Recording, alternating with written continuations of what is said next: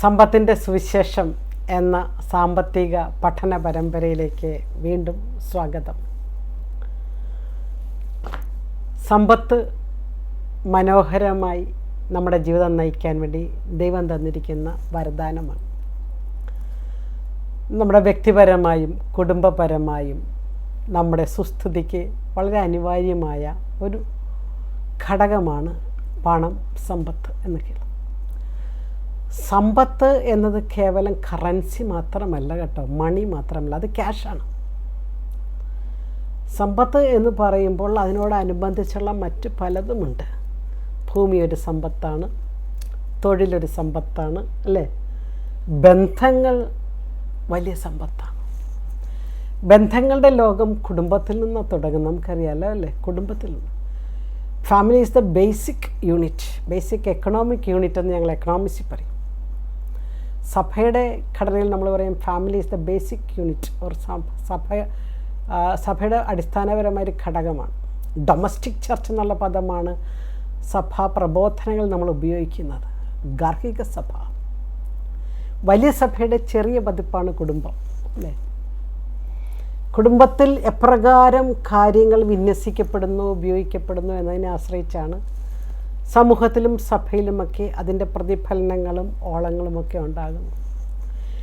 Mother Teresa പറയുന്നുണ്ട്, if you want to make peace in the world, make peace at home first. ലോകത്ത് സമാധാനം ഉണ്ടാകണമെന്ന് നിങ്ങൾ ആഗ്രഹിക്കുന്നോ? കുടുംബത്ത് സമാധാനം ഉണ്ടാകും. ഡൊമസ്റ്റിക് ചർച്ച് എന്ന് പറയുമ്പോൾ സഭയുടെ ഒരു പതിപ്പ്, അവിടെ ഒരു കൂട്ടായ്മയുണ്ട്, ഒരു സ്നേഹമുണ്ട്, ഒരു ട്രസ്റ്റുണ്ട്, ആശ്രയമുണ്ട്, വിട്ടുകൊടുക്കലുണ്ട്. സഭയുടെ എല്ലാ പ്രത്യേകതകളും, കമ്മ്യൂണിയൻ എന്നൊക്കെ നമ്മൾ പറയില്ലേ, കൂട്ടായ്മയുടെ എല്ലാ സവിശേഷതകളും കുടുംബത്തിലുമുണ്ട്. ഒരു സാമ്പത്തിക തലം അല്ലെങ്കിൽ സാമ്പത്തിക വളർച്ച നടക്കുന്നത് കുടുംബത്തിലുണ്ടാകുന്ന സാമ്പത്തിക വിനിമയത്തിൽ നിന്നും അതിൻ്റെ വളർച്ചയിൽ നിന്നും കൂടിയാണ്. മക്കൾ സാമ്പത്തിക പാഠങ്ങളൊക്കെ പഠിക്കുന്നത് കുടുംബത്തിൽ നിന്നാണ്. അറിയാം, അച്ഛനും അമ്മയും എങ്ങനെ പണം കൈകാര്യം ചെയ്യുന്നു, അച്ഛനും അമ്മയും സമ്പത്തിനെ എത്ര ശ്രേഷ്ഠമായി പരിപാലിക്കുന്നു. ഇത് കണ്ടാണ് കുഞ്ഞുങ്ങൾ വളരേണ്ടത്. അങ്ങനെ വളരുന്ന കുഞ്ഞുങ്ങളും സാമ്പത്തിക രംഗത്ത് ദൈവത്തിന് ക്രെഡിറ്റ് കൊടുത്തുകൊണ്ടും തങ്ങൾക്ക് പറ്റുന്ന രീതിയിലെല്ലാം സമ്പത്ത് ക്രമീകരിക്കാൻ സഹായിച്ചുകൊണ്ടും വളരുന്നത് ചില കുടുംബത്തിലെ മനോഹരമായ ചിത്രങ്ങളൊക്കെ നമ്മുടെ മനസ്സിലേക്ക് ഓടി വരുന്നുണ്ട്. ഞാനൊരു വൃദ്ധമന്ദിരം സന്ദർശിക്കാൻ വേണ്ടി പോയപ്പോൾ വളരെ അപ്രതീക്ഷിതമായി എനിക്കറിയാവുന്ന ഒരു കുടുംബത്തിലെ ഒരമ്മയെ അവിടെ കണ്ടു. അമ്മയ്ക്ക് ഏക മകനാണുള്ളത്. ആ മകനൊരു കോളേജിൻ്റെ പ്രിൻസിപ്പലുമാണ്. അതുകൊണ്ടാണ് എനിക്ക് അറിയാവുന്നത്. ആ അമ്മയെ കണ്ടപ്പോൾ ഞാൻ ഓടിച്ചെന്നു, വർത്തമാനമൊക്കെ പറഞ്ഞു. അമ്മ എന്താ ഇവിടെ, എങ്ങനെ എപ്പോൾ എത്തിയെന്നങ്ങനെയൊക്കെ ചോദിച്ചു. ഒത്തിരി സമയം അവരോടൊപ്പം സ്പെൻഡ് ചെയ്തു. ജീവിതത്തിലെ ചില പ്രത്യേക കാരണങ്ങളാൽ വ്യക്തിബന്ധങ്ങൾ, കുടുംബത്തിനകത്തെ ബന്ധങ്ങളിലുള്ള ചില പാളിച്ചകൾ മൂലമാണ് അമ്മ അവിടെ നിന്ന് നിൽക്കുന്നത്. മകനോട് ദേഷ്യമോ വൈരാഗ്യമോ ഒന്നുമില്ല. മകൻ്റെ നിസ്സഹായ അവസ്ഥയൊക്കെ അവരെന്നോട് പറഞ്ഞു. ഒരു പരിഭവമില്ലാതെ, ദുഃഖമൊന്നുമില്ലാതെയാണ് അവരെന്നോട് സംസാരിച്ചത്. രോഗങ്ങളെക്കുറിച്ചും മറ്റ് ചില വിഷമങ്ങളെക്കുറിച്ചും പറഞ്ഞതല്ലാതെ വീട്ടിലുള്ള ആരെയും കുറ്റപ്പെടുത്താതെ, മകനെയോ മരുമകളെയോ ഒന്നും കുറ്റപ്പെടുത്താതെയാണ് ആ അമ്മ എന്നോട് സംസാരിച്ചത്. ഞാനൊരിക്കലൊരു ലേഖനം എഴുതി, അനാഥാലയങ്ങളിൽ ദരിദ്രരായ കുഞ്ഞുങ്ങൾ, വൃദ്ധമന്ദിരങ്ങളിൽ സമ്പന്നരായ മാതാപിതാക്കൾ. സമ്പന്നരായ മാതാപിതാക്കളെ വൃദ്ധമന്ദിരങ്ങളിലും ഒക്കെ നമ്മുടെ വളരെ വൈറലായ എൻ്റെ ഒരു ലേഖനമാണ്. അനാഥാലയത്തിൽ ദരിദ്രരായ കുട്ടികൾ, വൃദ്ധമന്ദിരത്തിൽ സമ്പന്നരുടെ മാതാപിതാക്കൾ. ഇത് രണ്ടും നമുക്ക് ഉപേക്ഷിക്കാൻ പറ്റുന്ന, മാറ്റിവെക്കാൻ പറ്റുന്ന യാഥാർത്ഥ്യങ്ങൾ അല്ല. അനാഥാലയങ്ങളും വൃദ്ധമന്ദിരങ്ങളും നമ്മുടെ നാട്ടിൽ ധാരാളമായിട്ടുണ്ട്. വാക്കുകളൊക്കെ, പേരുകളൊക്കെ ഒന്ന് മാറ്റണമെന്ന് മാത്രമേ ഉള്ളൂ കേട്ടോ. അനാഥാലയം എന്നുള്ള പേര് കൊടുക്കാതെ, കാരണം ആരും ലോകത്ത് അനാഥരായി ജനിക്കുന്നില്ലല്ലോ.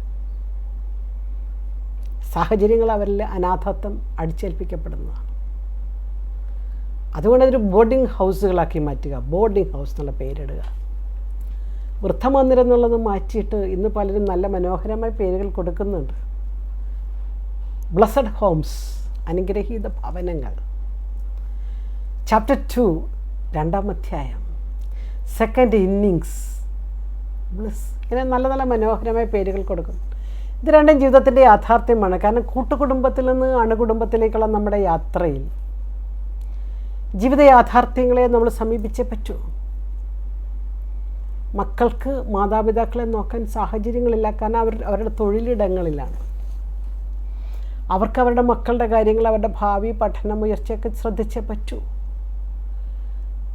മാതാപിതാക്കൾ ഒറ്റപ്പെട്ട് വീട്ടിൽ നിൽക്കുന്നതിനേക്കാളും നല്ലത് ഒരു കൂട്ടായ വ്യവസ്ഥതയിലേക്ക്, ഒരു സോഷ്യൽ ഹൗസിങ്ങിലേക്ക് അവരെ കൊണ്ടാക്കുന്നതാണ്. ആ അനുഗ്രഹീത ഭവനങ്ങളിൽ സമാനമായ ആൾക്കാരുമായിട്ട് വർത്തമാനം പറഞ്ഞ് ചിരിച്ചും കളിച്ചും സംസാരിച്ചും നടക്കുന്നവരെയാണ് നമ്മൾ കണ്ടുമുട്ടുന്നത്. നമ്മളിവരെയൊക്കെ നമ്മുടെ സ്വന്തമായിട്ട് കണ്ടുമുട്ടിക്കൊണ്ട് സ്നേഹിച്ച് കഴിയുമ്പോൾ നമുക്ക് മനസ്സിലാവും ഈ ജീവിത യാഥാർത്ഥ്യത്തെ നമ്മൾ നിഷേധഭാവത്തോടെ കാണണ്ട. അതുകൊണ്ട് മാറി വരുന്ന സംസ്കാരത്തിനനുസരിച്ച് കുടുംബത്തെക്കുറിച്ചുള്ള സങ്കല്പങ്ങൾക്ക് ആസ് എ ഇൻസ്റ്റിറ്റ്യൂഷൻ, സംവിധാനങ്ങൾക്ക് മാറ്റം വരുന്നതനുസരിച്ച് പരിണാമത്തിൽ വന്നുപോയ ചില യാഥാർത്ഥ്യങ്ങൾ മാത്രമാണിതൊക്കെ. അതുകൊണ്ട് തന്നെ സോഷ്യൽ ഹൗസിംഗ് എന്നുള്ള കൺസെപ്റ്റിന് വളരെ പ്രാധാന്യമേറി വരികയാണ്. ഞാൻ വൃദ്ധരുടെ സംരക്ഷണവുമായിട്ട് ബന്ധപ്പെട്ട് ചെയ്ത ഒരു എപ്പിസോഡ്, ഇതിനകത്ത് തന്നെ സമ്പത്തിൻ്റെ സുവിശേഷത്തിൽ തന്നെ ചെയ്ത ഒരു എപ്പിസോഡ് ലക്ഷങ്ങൾ കണ്ടത് ഞാൻ മനസ്സിലാക്കി. എന്തുകൊണ്ടാണ് ഇതിന് ലക്ഷങ്ങൾ വ്യൂവേഴ്സ് ഉണ്ടായതും ധാരാളം ഷെയർ ചെയ്യപ്പെട്ടതുമെന്ന് ഞാൻ ചിന്തിക്കുമ്പോൾ മനുഷ്യൻ്റെ ഇന്നത്തെ ജീവിത യാഥാർത്ഥ്യമായിട്ട് ഒത്തുചേർന്നു പോകുന്നൊരു കാര്യമായതുകൊണ്ടാണ്. എങ്ങനെ സമീപിക്കണം ഈ വിഷയത്തെ? കാരണം വൃദ്ധരുടെ എണ്ണം കൂടുകയാണ്. എങ്ങനെ സമീപിക്കണം എന്ന വിഷയം എല്ലാവരുടെയും, സാമ്പത്തിക ശാസ്ത്രജ്ഞന്മാരുടെയും മനഃശാസ്ത്രജ്ഞന്മാരുടെയും സർക്കാരിൻ്റെയും സഭയുടെയും സന്നദ്ധ സംഘടനകളുടെയൊക്കെ വിഷയമായി മാറിക്കൊണ്ടിരിക്കുകയാണ്. അതുകൊണ്ട് ഈ യാഥാർത്ഥ്യത്തെ അംഗീകരിക്കുക എന്നുള്ളതാണ് നമുക്ക് വേണ്ടതല്ലേ. കുടിയേറ്റത്തിൻ്റെ ഈ അല്ലെങ്കിൽ പലായനത്തിൻ്റെയൊക്കെ ഒരു കാലഘട്ടത്തിൽ മാതാപിതാക്കളുടെ സംരക്ഷണവും അവരുടെ ശ്രേയസ്സുമെല്ലാം പ്രധാനപ്പെട്ടതായതുകൊണ്ട് ഒരു കാർഷിക യുഗത്തിൽ ഇതൊന്നൊരു വിഷയമല്ലായിരുന്നു. അപ്പനും അമ്മയും മക്കളും വല്യച്ഛനും വല്യച്ഛയും കൂട്ടുകുടുംബമൊക്കെ ഇങ്ങനെ അങ്ങ് പോകുമായിരുന്നു. കാർഷിക യുഗത്തിൽ നിന്ന് നമ്മൾ മുന്നോട്ട് പോയി വ്യാവസായിക യുഗത്തിലെത്തി, ഇൻഡസ്ട്രിയൽ എക്കോണമിയിൽ വന്നു. ഇൻഡസ്ട്രിയൽ എക്കോണമിയിൽ നിന്ന് നമ്മൾ പിന്നെയും പോയി സർവീസ് സെക്ടറിലേക്ക് പോയി, അല്ലേ? ഇന്ന് ഡിജിറ്റൽ എക്കോണമിയിൽ നമ്മൾ വന്ന് നിൽക്കുമ്പോൾ ഇവരെ സംരക്ഷിക്കാൻ വേണ്ടി അല്ലെങ്കിൽ നമ്മൾ അവരെ മാറ്റി നിർത്താതെ എങ്ങനെ അവരുടെ ജീവിതത്തെ കുറേ കൂടി മനോഹരമാക്കാൻ പറ്റും എന്ന് നമ്മൾ ചിന്തിക്കുമ്പോൾ നമുക്ക് സാമ്പത്തിക മേഖലകളിൽ അവരോട് സമീപിക്കാവുന്ന ചില മേഖലകൾ നിങ്ങളുടെ ശ്രദ്ധയിൽപ്പെടുത്താൻ ഞാൻ ആഗ്രഹിക്കുന്നു. ഒന്നാമത്തത്, ആഘോഷവേളകൾ അവരുമായി പങ്കിടുക. നമ്മുടെ സമീപത്ത് ഇതുപോലെ ഒരു സെക്കൻഡ് ഇന്നിങ്സിൻ്റെ അനുഗ്രഹ ഭവനങ്ങളുണ്ടെങ്കിൽ, ഒരുപക്ഷെ ബർത്ത്ഡേകളാകാം, അല്ലെങ്കിൽ കല്യാണങ്ങളാകാം, അല്ലെങ്കിൽ ക്രിസ്മസ്, ഈസ്റ്റർ, തൊട്ടടുത്തുള്ള ഈ വൃദ്ധമന്ദിരങ്ങൾ സന്ദർശിച്ച് അവരോടൊപ്പം ചെലവഴിക്കുന്നത് മനോഹരമായിരിക്കും. നമ്മൾ കൊണ്ടുപോകുന്ന ഭക്ഷണത്തിനോടോ നമ്മൾ കൊണ്ടുപോകുന്ന പണത്തിനോടോ ആയിരിക്കത്തില്ല അവരാഗ്രഹിക്കുന്നത്. അവർക്ക് സംസാരിക്കാൻ, അവരുടെ സംസാരം കേട്ടിരിക്കാൻ കുറച്ചാളുകൾ. അതിന് ക്രിസ്മസും ഈസ്റ്ററും ഒക്കെ ആഘോഷിക്കുമ്പോൾ അവിടെ ചെന്ന് കഴിഞ്ഞാൽ നമ്മൾ കൊണ്ടുവന്ന കേക്കിനോടോ ഒന്നുമല്ല അവരുടെ ആകർഷണം, അവരോട് സംസാരിക്കാൻ കുറച്ച് പേരുണ്ടാവുക എന്നുള്ളതാണ്. അപ്പോൾ ഈ കാലഘട്ടത്തിൽ നമ്മുടെ സാമ്പത്തിക ചിന്തകൾ വിടരുമ്പോൾ നമ്മൾ ഓർക്കണം, സാമ്പത്തികമായി ശ്രേഷ്ഠത എന്ന് പറയുന്നത് കുറച്ച് മിച്ചം വന്ന ഭക്ഷണം കൊണ്ട് കൊടുക്കുന്നതോ ഒരു കേക്ക് അവരോടൊപ്പം കട്ട് ചെയ്യുന്നതിനേക്കാൾ ഏറെ അവർക്ക് സന്തോഷം തരുന്ന ചില കളികളൊക്കെ ചെയ്തുകൊണ്ട്, ശ്രവിച്ചുകൊണ്ട്, ചിലപ്പോൾ അവരുടെ രോഗവിവരങ്ങളായിരിക്കും, 10 പ്രാവശ്യം അത് തന്നെ പറഞ്ഞുകൊണ്ടിരിക്കുമായിരിക്കും, പക്ഷെ ശ്രവിക്കാനുള്ളൊരു മനസ്സുമായിട്ട് നമ്മൾ പോവുക എന്നുള്ളതാണ്. അപ്പോൾ ഒന്നാമത്തെ ഒരു തലം ഞാൻ പറഞ്ഞ ആഘോഷവേളകൾ അവരുമായി പങ്കിടാൻ നമ്മൾ പരിശ്രമിക്കുക എന്നുള്ളതാണ്. രണ്ടാമത്, പൊതുവായി എല്ലാവർക്കും ഉപയോഗിക്കാൻ സാധിക്കുന്ന മരുന്നുകൾ, ഫസ്റ്റ് എയ്ഡ് ബോക്സുകൾ. പനിയുടെയോ ഒരു മുറിവ് വന്നാൽ പെട്ടെന്ന്, ഒരു വേദന വന്നാൽ പെട്ടെന്ന് നമ്മുടെ വീട്ടിൽ തന്നെ എക്സ്പയറി ഡേറ്റ് കഴിഞ്ഞു പോയിട്ടില്ലാത്ത അനേകം മരുന്നുകളുണ്ടാകും. ഇതുപോലെ കേന്ദ്രങ്ങളിലേക്ക് നമ്മളിങ്ങനെയുള്ള മരുന്നിൻ്റെ സഹായവുമായിട്ട് എത്തുക. അതിൻ്റെ ബോക്സുകൾ, ഒരു കെയർ ബോക്സ് അല്ലെങ്കിൽ ഫസ്റ്റ് എയ്ഡ് ബോക്സുകൾ സ്ഥാപിച്ചു കൊടുക്കാൻ നമുക്ക് സാധിക്കുകയാണെങ്കിൽ അതവർക്ക് വലിയ അനുഗ്രഹപ്രദമായ കാര്യമായിരിക്കും. ഫസ്റ്റ് എയ്ഡ് ബോക്സൊക്കെ ചുറ്റുവട്ടത്തുള്ള ആരുടെയെങ്കിലും സഹായത്തോടെ സൗജന്യ വൈദ്യസഹായം എത്തിച്ചു കൊടുക്കാൻ നമുക്ക് സാധിച്ചാൽ, ഏത് മേഖലയാട്ടെ, അലോപ്പതിയോ ഹോമിയോയോ ആയുർവേദമോ ഏത് മേഖലയാട്ടെ, ചുറ്റുവട്ടത്തുള്ള ഡോക്ടർമാരുടെ സഹായം അവർക്ക് അവൈലബിൾ ആക്കുവാൻ നമുക്ക് സാധിക്കുവാണെങ്കിൽ അവരുടെ ജീവിതത്തെ ധന്യമാക്കാൻ സാധിക്കും.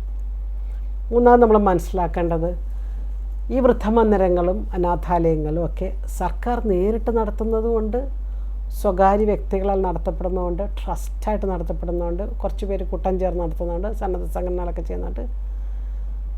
നമുക്കിവരെയൊക്കെ സഹായിക്കാൻ പറ്റിയവരുടെ ഒരു സാമ്പത്തിക ലിസ്റ്റ് ഉണ്ടാക്കുക. നമ്മുടെ സമീപ പ്രദേശത്തുള്ള ആൾക്കാരോട് എല്ലാവരോടും അവരുടെ ഒരു മന്ത്ലി കോൺട്രിബ്യൂഷൻ ഇവർക്ക് കൊടുക്കാൻ 100 രൂപ മുതൽ ആയിരങ്ങൾ വരെ എല്ലാ മാസവും നമ്മുടെ ഗ്രാമത്തിൽ ഒരു വ്യക്തിയെ നമ്മളതിൻ്റെ ഒരു കളക്ഷൻ ഏജൻ്റായിട്ട് വെക്കുകയും ആ വ്യക്തിക്ക് അത്യാവശ്യം ശമ്പളം കൊടുക്കുകയും ചെയ്യുകയാണെങ്കിൽ, നമ്മുടെ നാട്ടിൽ തന്നെയുള്ള സമ്പത്തുള്ളവരുടെ കൈകളിൽ ചെന്നിട്ട് അവരുടെ കൈകളിൽ നിന്ന് ഇവരുടെ ഈ മന്ത്ലി കളക്ഷൻ സഹായിക്കാൻ മനസ്സുള്ള അനേകം സുമനസ്സുകൾ നമുക്ക് ചുറ്റുമുണ്ട് കേട്ടോ. നമ്മളൊരാവശ്യത്തിന് വേണ്ടി ഇറങ്ങുമ്പോൾ അറിയാം. ഞാൻ ഈയിടെ ഒരു ആവശ്യത്തിന്, ഇതുപോലെ തന്നെ ഒരു അനാഥാലയത്തിൻ്റെ ആവശ്യത്തിന് കുറച്ച് ഭക്ഷണം കൊടുക്കാൻ വേണ്ടി കുറച്ച് പേരെ സമീപിച്ച് കഴിഞ്ഞപ്പോഴത്തേക്കും, ടീച്ചറെ 10 പേരുടെ ഭക്ഷണം ഞാൻ ഏറ്റു എന്ന് പറഞ്ഞ് മുന്നോട്ട് വന്ന അനേകം പേരുടെ അനുഭവം ഈ അടുത്ത നാളിൽ എനിക്കുണ്ടായി. കൊടുക്കാൻ മനസ്സുള്ളവർ ചുറ്റുവട്ടമുണ്ട്. സമാഹരിക്കാൻ സാധിക്കുക എന്നുള്ളതാണ് മൊബിലൈസേഷൻ, ദ ഫിനാൻസ് മൊബിലൈസേഷൻ എന്ന് പറയും.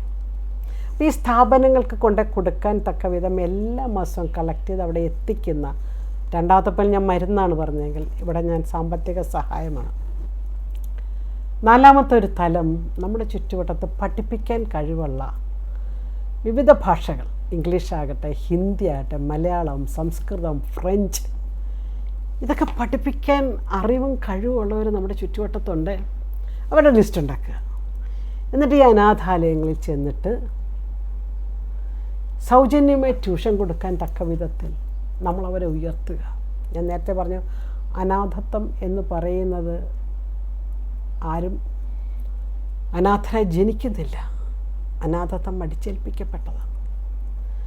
അപ്പം മെച്ചപ്പെട്ട ജീവിതങ്ങൾക്ക് അർഹത അവർക്കുമുണ്ട്. വളർന്നു ഉയർന്നു വരേണ്ടത് അവരുടെയും നമ്മളുടെയും ഐശ്വര്യത്തിന് ഘടകമാണ്. അതുകൊണ്ട് വിദ്യാഭ്യാസം ഒരു അടിസ്ഥാന മൂലധനമായതുകൊണ്ട്, ബേസിക് ക്യാപിറ്റൽ ആയതുകൊണ്ട്, വിദ്യാഭ്യാസപരമായി ഈ കുഞ്ഞുങ്ങളെ ഉയർത്തുക.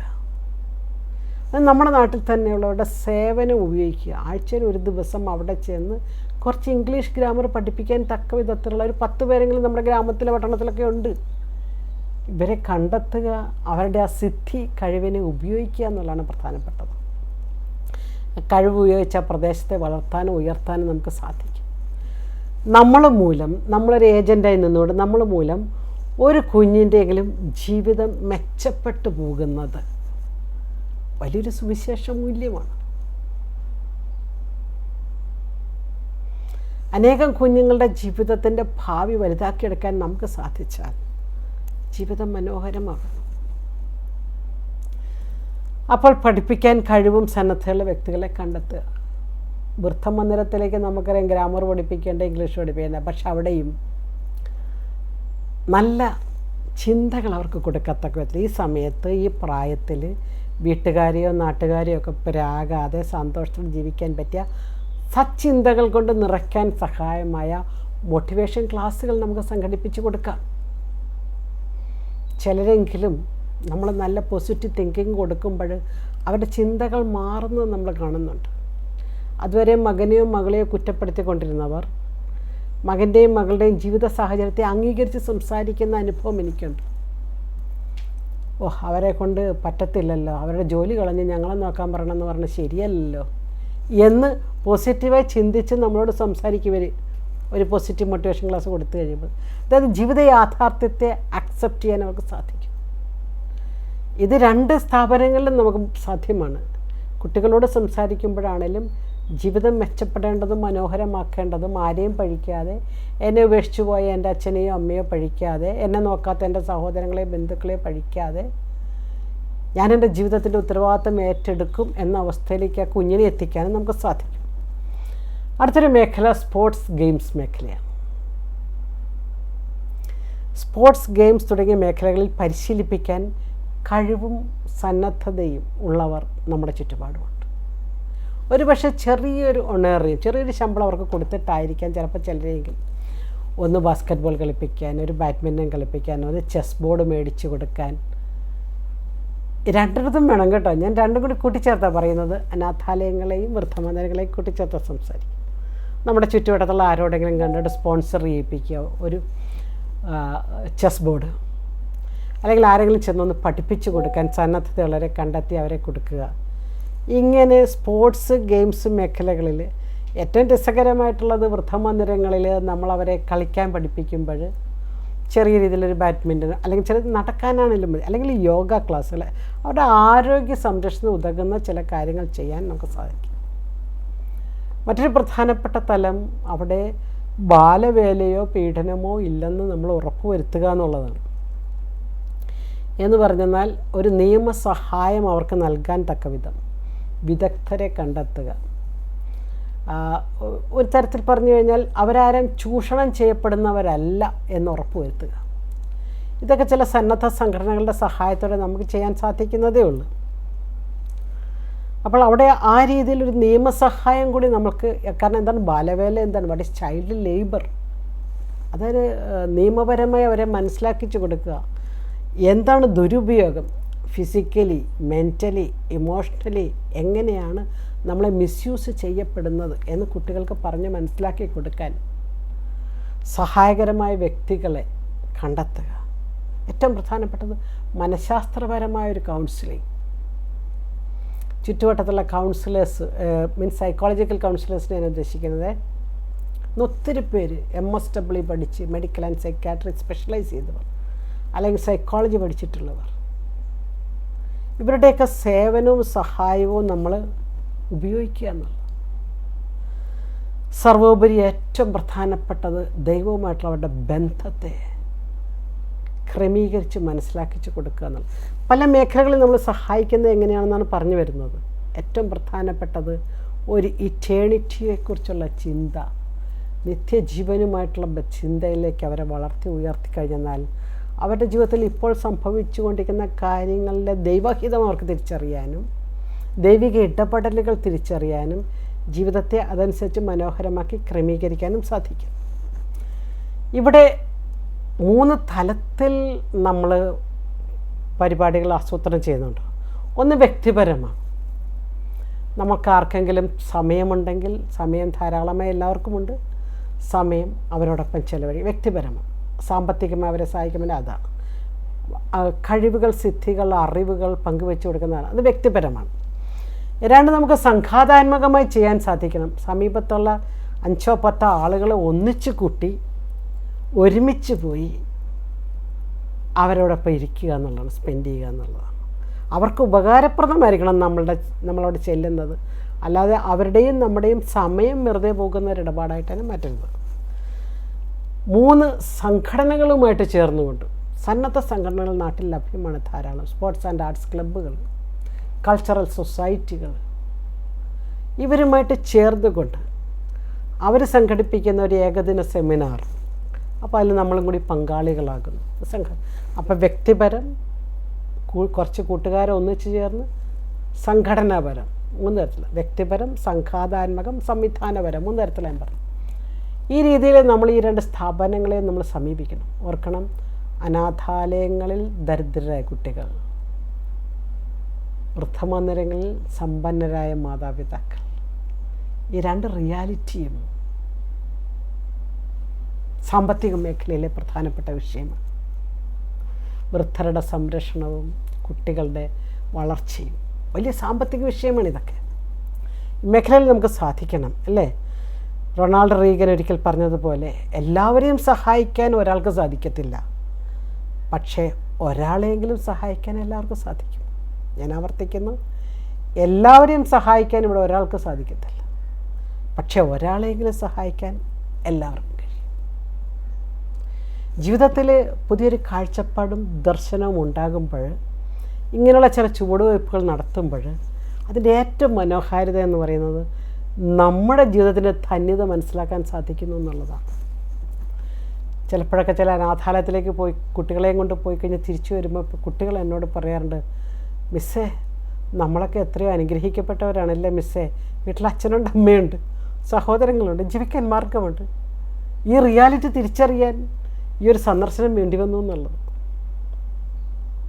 അതുപോലെ തന്നെ വൃദ്ധമന്ദിരങ്ങളിൽ ചെന്ന് കഴിയുമ്പോഴും എൻ്റെ വീട്ടിലെ അച്ഛനും അമ്മയൊക്കെ എന്ത് ഭാഗ്യം ചെയ്യുന്നവരല്ലേ, വൈകുന്നേരങ്ങളിൽ അവർക്ക് ഞങ്ങളോടൊപ്പം ചിലവഴിക്കാൻ പറ്റുന്നുണ്ടല്ലോ.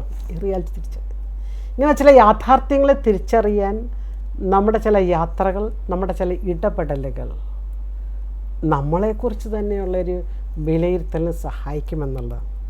അപ്പോൾ സമ്പത്തിൻ്റെ ഒരു മേഖലയെന്ന് പറയുന്നത് പരോന്മുഖതയാണ്, റീച്ചിങ് ടു അതേഴ്സാണ്. ദൈവം എനിക്ക് തന്നിരിക്കുന്ന സാമ്പത്തികമായ നേട്ടങ്ങൾ അവരിലേക്ക് മറ്റു രൂപത്തിലെത്തുന്നത് സമ്പത്തിൻ്റെ ഒരു പരോന്മുഖത എന്ന് പറയും. ദ അതർ എൻഡ്, മറ്റുള്ളവരിലേക്കുള്ളൊരു ചുവടുവയ്പ്പ്. ഈ ചുവടുവയ്പ്പിന് നിങ്ങൾക്ക് സാധിക്കട്ടെ, അല്ലെങ്കിൽ നിങ്ങൾ പരിശ്രമിക്കണം, ഒരു തുടക്കം കുറിക്കണം എന്നൊരു ആഹ്വാനത്തോടുകൂടി ഞാൻ ഈ എപ്പിസോഡ് വൈൻഡപ്പ് ചെയ്യുന്നു. നന്ദി.